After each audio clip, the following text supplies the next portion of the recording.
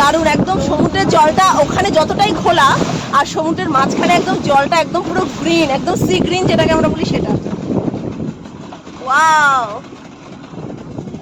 পিহু কেমন লাগছে? এবার থামিয়ে দিলে, এখানে এখানে এনজয় করো, ফিল করো যে তুমি কেউ নেই তোমার পাশে, তুমি একা সমুদ্রের মাঝখানে। কেমন লাগছে তোমার? কেমন লাগছে? একদম ফাটাফাটি, ফাটাফাটি শুনলেই হয়। ও চারিদিক শুধু জল, মনে হচ্ছে কিচ্ছু দেখা যাচ্ছে না, পুরো জল, পুরো জল আর গ্রিন, জলটা এত সুন্দর, মাই গড।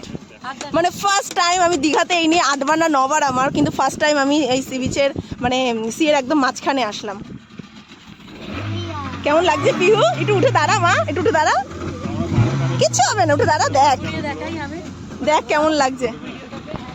ওয়াও, জাস্ট অসাধারণ, অসাধারণ।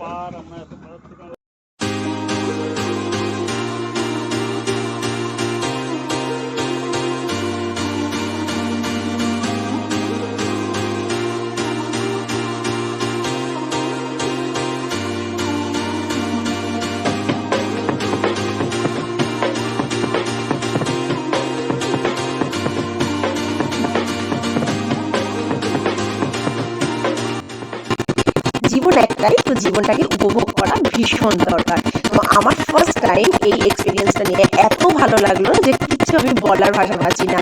ফ্রেন্ডস, তোমরাও কিন্তু প্লিজ এটা ট্রাই করো, ভীষণ ভালো লাগবে। এবং সমুদ্রের মাঝখানে যখন যাচ্ছি, মানে অসাধারণ, জাস্ট অসাধারণ।